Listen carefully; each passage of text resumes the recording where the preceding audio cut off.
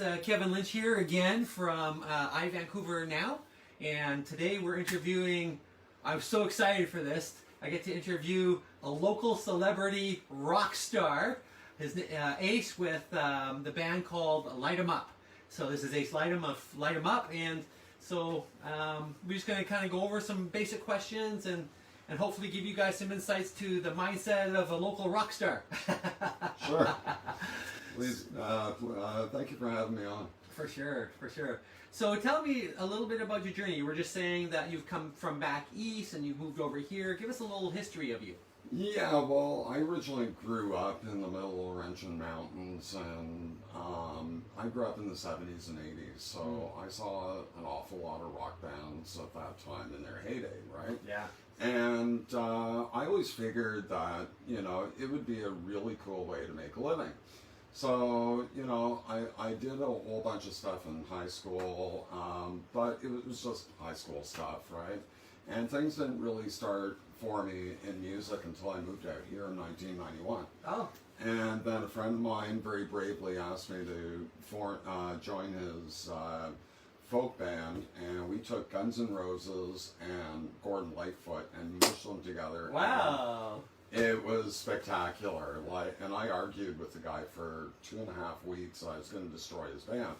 So, anyway, So are you the rock side or are you the folk side? I'm the rock side. Okay. Okay. I was playing a lot of Scorpions, Iron Maiden, Okay. Judas Priest. Yeah, I grew up with that. I get it. Ramones, Yeah. Alice Cooper and stuff. Wow. So you know, it was quite the experiment, and it worked. And so anyway, we're going to fast forward right up to where was it? 2019.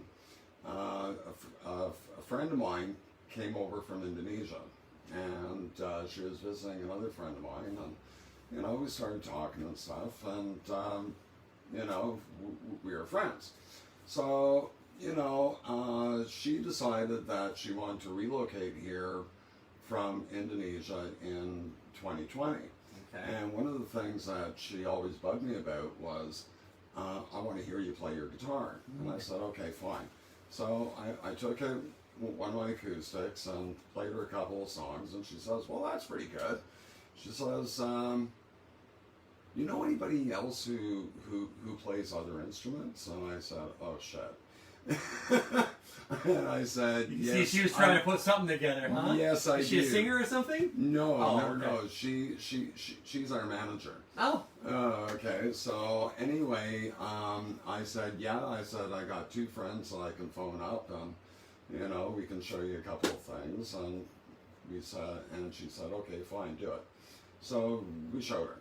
Yeah, and at the time I had a singer, I had my bass player that I have now, Nebrian Sen, and we also had another gentleman on drums called Liam Wolf.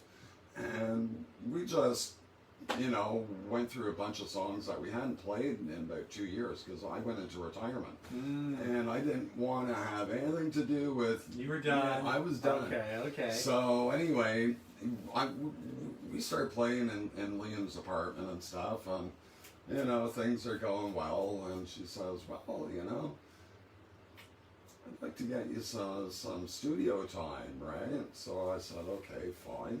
So Eric had the great idea of putting the studio over at his place, because he already had the drums over there, Right. and he had already went out and got himself a PA system, Right. and got himself a couple of microphones. Well, perfect. And if the neighbors are already aware of the drumming, then a little guitar and singing is big. So the whole thing was like, okay, cool, you know, let's try this out. So then we ended up having, you know, artistic differences with Liam. We brought in a new drummer, and he was a lot better than the first guy. So, you know, that was pretty cool. And we just ended up getting a new drummer in the last week. Like just this week? Just this week that just passed. What's interesting, it makes me ask this question, like, and think about, you know, turnover and stuff like this, because it's you know, an artistic endeavor, unless you're at the top, and even then, you know, it's an artistic platform or a place where people can kind of, you know, go in a different journey. So for, you know, for our audience here, like, how do you manage that? Like, you've been doing this for quite a while, it sounds like. Yeah, I How do have. you manage that turnover, or people coming and going and life changing? Like, I play on a football team, and even in that, people are coming and going, coming and going. Yeah. How do you manage that? It can be difficult. That's one of the most frustrating things about doing this stuff, is the high turnover and stuff. And it's just trying to find the right people that you can work with and you can also get along with. Right. Because you do spend an awful lot of downtime with each other, just sitting around, smoking, drinking, whatever, shooting the shit. Right, so you whatever. got that cool, you get that kind of downtime, that cool hangout time. Yeah. As well.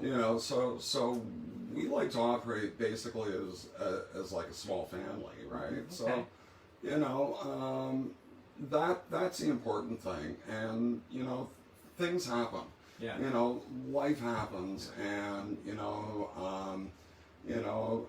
whether it's artistic differences or they have personal issues going on, you just got to find a way to try to, go, okay, well, what do we do next? Right, right.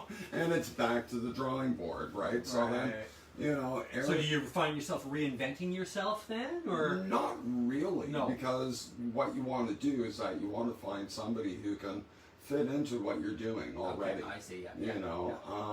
Every drummer that we've had so far has changed the tone of the band slightly. Right. And that's going to happen. Right. It's still the same songs. Right. But it still has a like different same dynamic. It's got a different Okay. dynamic. It's got a different flow. Okay. So it's trying to find people that you can work with and also get along with. Once you've got that down, like I do, then the rest is easy. And believe me, there is nothing easy about doing this stuff. No. Well, it always looks good when you're up on stage and you're crushing it. And you're the singer, or? I'm one of the Guitar? singers, yeah. One of the singer? And I also play rhythm guitar. Okay, so you got two roles. Yeah. And so for you, it's like you're up there, you're on stage, you're just in the moment. I'm assuming you're just in the vibe, just doing your thing, and just really embracing this part of life. Yeah. Because it's a lifestyle choice moving forward with this, right? Pretty much. How so obviously it has to fund your the rest of your life, right? So we all have to make money to live in this day and age. And so are you guys busy enough now, or do you have ebb and flow? Like in my business, I find there's a lot of ebb and flow for most real estate agents. It's, you're up, you're down, you're up, you're down. And it's, there's a high turnover because it's hard to stay consistent for the majority. Is that similar in this, or you guys have with the manager now, you got a flow that things are consistent, or? Right now we're just working on getting the set list and the show put together. Okay. Our manager, is just waiting for us in the wings. Okay. She's got a whole bunch of places that she's going to call. She has a bunch of festivals and stuff that she wants to contact and get us involved with. Yeah. Doing special events. Mostly local? We're also for hire, yeah. Oh. We do parties. We'll do anywhere that anybody needs a band, a hard rock band. Right. We'll play. And a lot of our popularity comes from word of mouth. People being at our shows and stuff and going, wow, Right. that was really cool, Ace, Yeah. And, you can only have that type of vibe going on with people that you really know and that you really trust. Yeah. Our lead guitar player and I were Facebook buddies for 5 or 6 years. Oh, isn't that something? Nebrian was a friend of mine that I had scouted at a party one time. Jojo was, just hanging around, and we had a problem with one of our singers, and she said, well, here, let me try this. And it turned out to be that she was really Perfect good. for you guys. Now we have a gentleman from Brazil by the name of Tadian Mack, Okay. and I'm telling you, this guy rocks. Oh, okay. Brazilian, they're just crushing the rock scene. That's awesome. He rocks, man. I mean, like, if you would have been in our practice a couple of days ago, you would have been going, "Wow, man!" Well, I'd love you guys to invite me out to your next practice. I'd love to listen Sure, in and we'd love maybe to have have some you clips and stuff sometime. of it. Sure, yeah. sure. Yeah. Sure, definitely. Well, that's so cool. That's so cool. I get to live my child. Well, I grew up listening to AC/DC, Van Halen, Yeah. just all the old school bands. Yeah. Where I didn't listen to a lot of Iron Maiden. I didn't go to the next level. I didn't listen to a lot of Ozzy, but I was at that one level kind of below those guys. Yeah. And I loved it. I mean, I was 16, 15, and just growing up on that stuff was you don't forget that. It was an epic time. No, you don't. I was introduced to this stuff by my mother. She was listening to stuff like Jerry Lee Lewis and Little Richard. Then along came the Beatles and the Rolling Stones and Black Sabbath and Ozzy Osbourne, and it just took off from there. Right. And I got more influeed by the theatrical bands. Right. There was Alice Cooper, Kiss, Wasp, Motley Kiss. Crue. Who didn't love Kiss? Right? Yeah. There was a few others in the hair bands. Pretty Boy Floyd were one of them. Okay. Tough were another one, Okay. and they were some of the better bands of that time, along with Poison. Right. So I kind of took a theatrical approach to things. Okay. And So on stage you get makeup on? Is this any? No, not all the time, but sometimes like we will do like a one-off show like around Halloween time or something. Oh, okay. Well, one of the things that we do like to do around for the whole month of October is show up in makeup. Okay. So cool. that's one of the things that we do. But other than that, no, it's not a lot of face altering stuff, and we don't go to the Not Kiss level. we're not crazy. going to Kiss level crazy, but we're just kind of borrowing a few things from Kiss and Alice Cooper and all the rest of them, Marilyn Manson as well, and just trying to put together something that's really entertaining for people to come out to and enjoy and forget about their stuff for an hour and a half. Well, isn't that what it's about, right? It's just like for a lot of people, music is an escape anyway, and so you guys get up there and you just kind of get into it and live it and enjoy the process of helping other people to find their escape and their peace. And I don't know if it's peace when it's hard if you're coming hard, but just getting out of it and doing a little head banging or whatever that you got to do to get into the moment, right? Well, it's funny that you mention that because there's really nothing violent about our shows or anything like that, but we're also the ones who sit there and really understand like where people are at right now. I mean, we're starting year 3 of the pandemic. And hopefully things are going to start lifting. Finally, it looks like really, it's really soon. Hopefully, believe me, being in a rock band and having all the clubs closed is not a good thing. Oh, right. Like, this is what I was, like, how are you guys getting by and what you doing now that the club scene is pretty much done for the time being, right? Yeah. Well, every once in a while somebody will have an idea. Oh, well, I'm having a party. Okay. And that's how we're doing it. We actually did a couple of birthday parties. Quite recently, and it turned out really to be a lot of fun. Yeah. That's cool. And the people who showed up, they all had a really, really good time because we're not standing on stage like a bunch of mannequins. Okay? Right. We're gonna jump around. We're gonna get in your face. We're gonna pump you up. We're gonna make sure that you have a really, really fun time. That's cool. That's really cool. That's really cool. So like for our annual football get together where we're just trying to get each other all riled up and having a good time or something like that. Something like that makes sense. I can see a lot of different applications for it for sure. Not just birthdays, but corporate. You've got this raw energy needed or whatever. There's a lot of potential avenues for this. Oh yeah, for sure. So coming out of the pandemic, hopefully you guys get back into action soon. What are your 3 favorite songs that you guys play that resonate with you? Wow. There's 3 songs in our set list that I actually wrote. Oh. And the first one is called Illusion, and it's all about kind of getting caught up in the materialism of society, Yeah. and you know how that can sometimes lead you down the wrong path. You know, For sure. you know, and also it's talking about being aware of people who are not what they seem. You know, like me, I'm a freaky looking guy. Okay, I got long hair, I'm skinny, and I'm tall, and I'm really thin, and you know, I have no problem with You're a me rock being star. me. Isn't that what a rock star is? I have no problem me being me, right? Right. But you know, you know, some other people may not, you know, be quite so, Transparent. you know, About who they are. transparent Yeah. about who they are, Yeah. you know. I get it. So, you know, that's the point I was trying to make about that one. Okay. Message is all about, look, you're being stupid, wake the fuck up. Right. Yeah.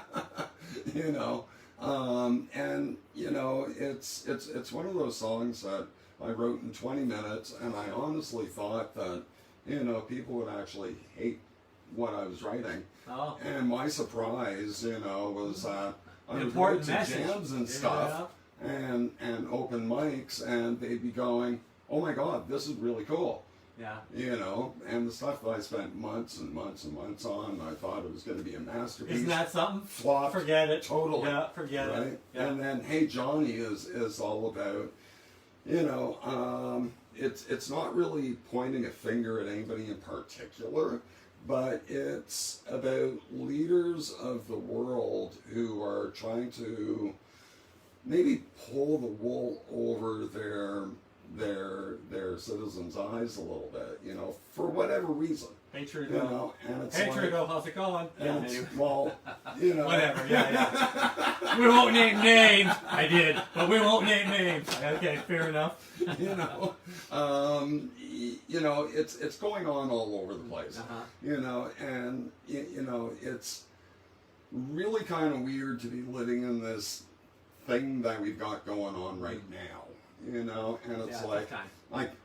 I can do certain things, but I can't do other things. You know, and it's like Like you can't drive a truck, you know. like what are you doing, man? You got me rolling. You got me started. Forget about it. I love it. Yeah. So, you know, those are my three favorite songs. Nice. You know, and then we're also working on a few others from, you know, our bassist Nebrian, and our guitar player Kasha has a few ideas coming out too. So you continue to write and Yeah. create as well. So you Yeah. got because sometimes I see like local bands and they do covers a lot, right? They're great. Like solid bands are great, but it doesn't seem like they've got a lot of their own inspiration. They're just running covers because maybe that's what's needed for the gig they've got. But you guys continue to write as well. We do the covers as well. Sure, because You they're know, known, right? You know, because they're known and people like them. Okay, and when we do a cover, we're not going to do it verbatim the way that, Yeah, I you know, understand. Motley Crue does it, Okay. or, you know, Miss Crazy from California have written a song that we do. Oh. And, you know, like, we do vary the covers a little bit, and we're not really one of those bands that'll sit there and it's important to get it exactly verbatim. Right. You know, we'll take the general spirit of the song and the general outline, and we'll, you know, inject it with some steroids or something, and Perfect. you know, do it our way. Nice. Well, you know what? That's it. Like, I love music. I listen to different music every day of very eclectic styles, and you know, like when I watch these talent shows, like American Idol, for instance. Okay, It's yeah, a yeah. rock based. Yeah. They need to add more rock in. Every once in a while, when rockers come in, they actually do quite well. They do, yeah. But it's because that's a category that's never going to go away, in my opinion. But where was I going with that? Totally. Well, rock and roll is actually a lot of fun, you know. It's got a certain vibe to it, and you know, it's not one of these things that has to be polished or pretty or anything Right. like that, like pop music, you Right. know. Right. I do wear different clothes on stage and stuff. Yeah. You know, a lot of people ask me if I use a lot of costumes and stuff. A lot of the stuff that I wear on stage is stuff that I wear in everyday life. It's just your thing. It's just how I am, right? Right. Well, you talk about transparency of your style and who you are. I guess that runs with that. Exactly. You know, but no, rock and roll is supposed to be dirty, gritty, high energy, fun, and we bring all those aspects to what we're doing, and we're looking forward to seeing you all out there. That'll be great. So, this year coming up, you know, hopefully. Well, we'll get you back out there soon, hopefully. Absolutely. Yeah. So before we wrap this up, I got a quick question. Favorite drummer of all time? Oh boy, geez, I would have to say Tommy Lee from Motley Crue. Oh, okay, solid, right? Yeah, right? yeah. I've seen him a couple of times live, and the guy's just an animal. Oh, right. You know. And favorite lead singer? Oh boy, oh boy, that. You can go 2 or 3 if you need to, but who comes to mind first? I would have to say Paul Stanley, Bruce Dickinson, and I would have to say Biff Byford from Saxon. Thank you. I was going to say, I don't know no Biff. You know. Okay, cool. Saxon. Yeah. Okay. They were involved in the new wave of British heavy metal when it came out in the 80s. Okay. And a friend of mine saw them in Montreal at the Spectrum, and oh my God, what a show. Wow, hey, isn't that something? Just, you know, you're not too sure what to expect, but these guys came on, did the job, and left. Awesome. Well, thank you so much for your time today. We're going to, if it's all right with you, I'd like to include some contact information, so if anyone needs to do some bookings or wants to talk to you, maybe listen to a set or whatever to do some bookings, we'll get you out there that way. And I just want to say thank you very, very much for your time. Thank you for having us on. For sure. You know, we'll have to bring you out to one of our practices and stuff. I'd be jazzed. And we'll have to get you to interview the rest of the band as well. I love that. Yeah. And, you know, and we'll have you out to a bunch of shows as well and show you what we're doing. I get to live the quasi rock life.